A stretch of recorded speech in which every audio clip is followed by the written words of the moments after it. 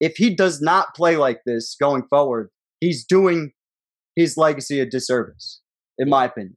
Mm-hmm. And Shaq, this is something that Shaq learned at a younger age than Giannis, and it helped him going forward. But you have to accept what you're better than everybody else. You have to find your niche. Shaq always talks about how he was not the best or the most skilled center in basketball at any point in his career.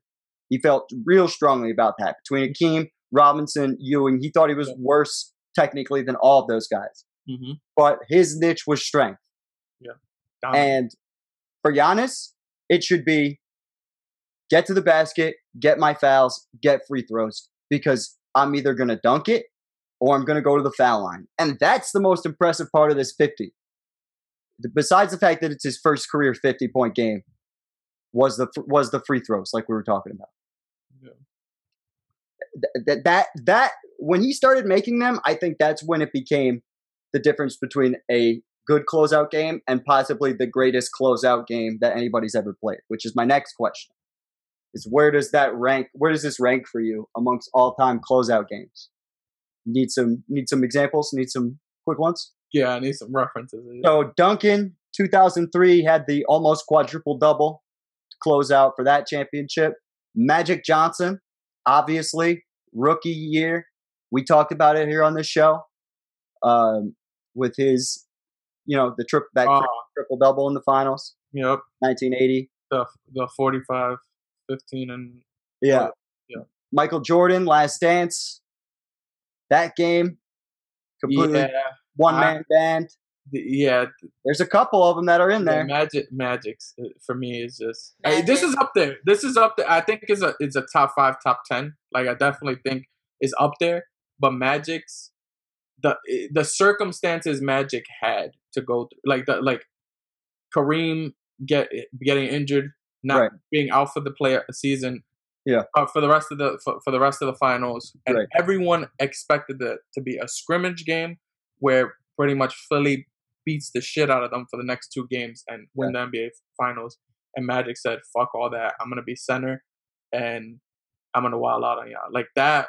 That's legendary. But I think this is up there, definitely up there. Like a 50-piece. So 14 with 5 blocks, huh? Let's change it then. Let's not say closeout. There are 3 50-point games in the finals that have happened in the last, since we've been born, let's say. 30 years? We talked about... No, there's more than that. Not really. There's Jordan, AI, LeBron, Giannis. I think that's it. So AI's in there? Yeah, AI had the 51. Game 1, right? 1 year. And AI's is by far the most impressive. You think AI's is the most impressive? The only reason is because he won it. So did Giannis.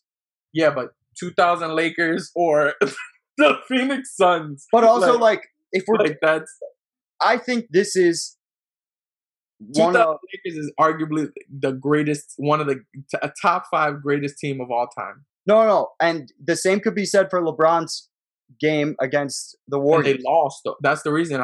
If LeBron would have beat them, that would be my number 1. It would easily be LeBron, but he lost.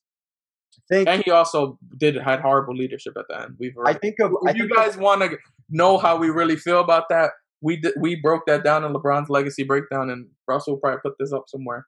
True, I will. But I think this is the best 2-way game of those 50-point games, of the 4 we named.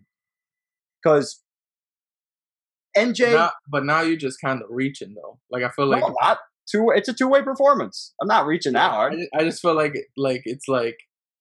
That's like one of those stats. I think I understand where he's coming from, because something that you guys always talk about is how hard it is to keep your offensive scoring up when you're putting that much effort in the defensive end. Yep. Precisely. So I think outside of just reaching, it just kind of shows how impressive it is that he's able to score at that height, and then also the only one that's even comparable is Jordan in that sense. Yeah, and I can't. And in that 55-point game he had on Barkley, there's no I can't think of any insane defensive plays. Where with Giannis, I could think of like 3 different defensive. But you watched it yesterday. That's the difference. Look, man, I watched that '93 finals like 2 days ago when I edited it. I'm not thinking it wasn't that long ago for me. Can we go to his stat line just to make sure? And I could just totally see Jordan having like 2 blocks, 3 steals, something like that, and then it's like, he averaged. It was 41 points for the finals. No, yeah, I know, but I think it's game 4 is when he dropped the 55. Oh yeah, I'm on it. Like, I definitely think Giannis's 50 points is more impressive because it's a closeout. It's the end. Like, this is literally when the no steals, no blocks for Jordan. Okay. Yeah. A rare no steals, no blocks. Yeah, facts. But yeah, Giannis's is definitely more impressive than Jordan's, in my opinion, because it's a closeout game. You have a team playing at its most desperate. Like, they know my season is over if I don't win this game. Yeah. So you got the team has their full attention on you. Like a game 4, like sure it was like Jordan's was also desperation too because they went up I think 3-1 against Well, that was the suit game, or no, that wasn't the suit game. But after that was the season where he said I'm only packing 1 suit. Yeah. Going into game 6. Yeah. Against Chuck. Yeah. So yes, because they ended up they ended up they went down 3-1, I'm pretty sure, and then Phoenix won game 5 because they thought that they were gonna sweep, and then that's when they finished it off in game 6. Correct. With the Paxson shot, but the reason I agree. I think I would say that Giannis is 50. I think if we don't want to say best two way, I'll just say out of those 50-point games, I think he played the hardest defense. Oh, for sure. I feel very comfortable with that.